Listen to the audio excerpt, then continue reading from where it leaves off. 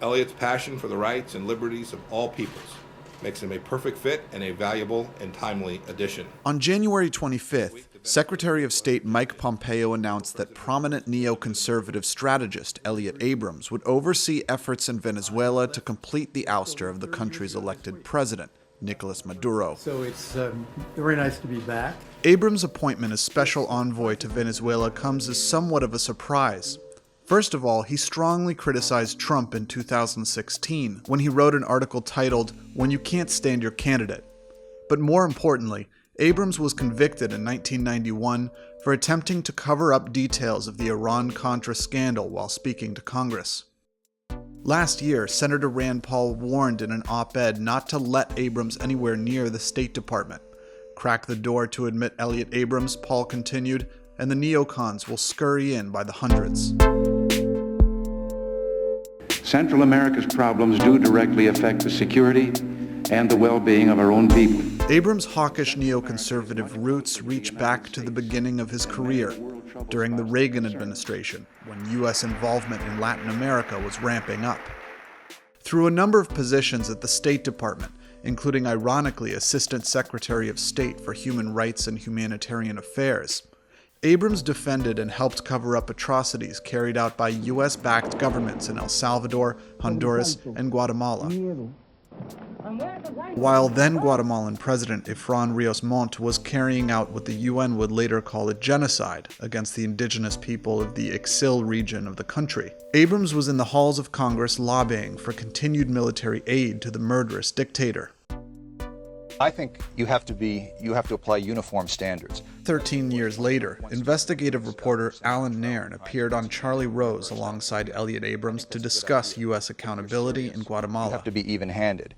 If we look at a case like this, I think we have to start talking about putting Guatemalan and U.S. officials on trial. I think someone like Mr. Abrams would be a fit subject for such a Nuremberg-style inquiry. But I agree with Mr. Abrams that Democrats would have to be in the dock with him. The Congress has been in on this. The Congress approved the sale of 16,000 M16s to Guatemala. In 87 and 88, hold on one second, because they voted more military aid than the Republicans asked for. Again, I invite you and Elliott Abrams back to discuss what he did. But right thanks, now, Charlie, but you, I hold on one second, Elliott. Go ahead. You want to repeat the question of you want to be in the dock? It is ludicrous to respond to that kind of stupidity. This guy thinks we were on the wrong side in the Cold War. Maybe he personally was on the wrong side. I am one of the many millions of Americans who Mr. think Abrams, we were on the happy wrong side to in supporting the massacre of peasants and organizers. What I want to do is I want to ask the following Absolutely, question. and that's a crime. That's a crime, Mr. Abrams, for which people should be tried. Abrams not only cheerled brutal U.S.-backed governments in Latin America, he promoted U.S.-backed rebels in the region as well, such as the Contras in Nicaragua, who were fighting to overthrow the socialist Sandinista government. His by any means necessary approach to help overthrow the Sandinistas revealed a deep contempt for international law. He, along with Lieutenant Colonel Oliver North, tried to secure funding for the Contras illegally by soliciting a $10 million contribution from the Sultan of Brunei. He also threatened to end U.S. aid to Costa Rica in 1986, when the country said it would make public the fact that there existed an illegal Contra airstrip within its borders. By the mid-1990s, Abrams had already defined himself as a convicted criminal and defender of Latin American regimes the world now knew were brutal and genocidal. He had also since helped orchestrate a disastrous invasion of Panama in 1989. When it was over, thousands lay dead and wounded, and the country was in shambles. But despite Abrams' long list of crimes and blunders, he was not only pardoned by George H.W. Bush in 1992 after being sentenced to only a $50 fine, 2 years probation, and 100 hours of community service, but was once again tapped for help in reshaping America's foreign policy for the 21st century.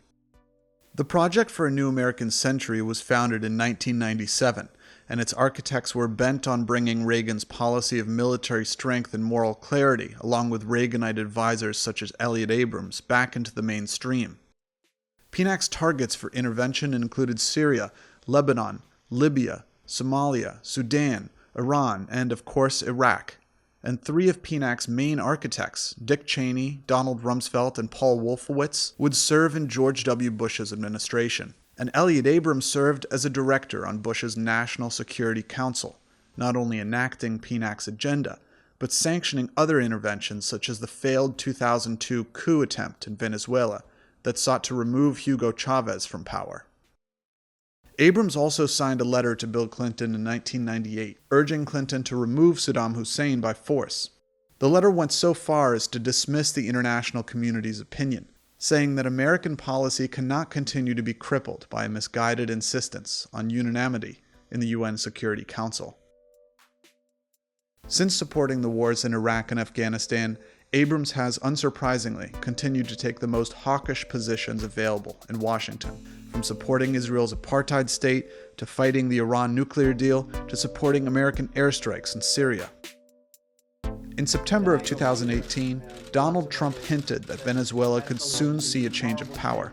It's a regime that frankly could be toppled very quickly by the military if the military decides to do that. It is evident that the Trump administration has been planning to overthrow the Maduro government for some time, a continuation of U.S. policy that led to the 2002 coup attempt against Hugo Chavez. While then-President Bush tried to keep the U.S. hidden in the background of that failed coup, Trump has returned to the overt aggression that characterized the worst days of U.S. interference, support for right-wing dictators, and war crimes throughout Latin America. It's a criminal policy out of the Elliott Abrams playbook.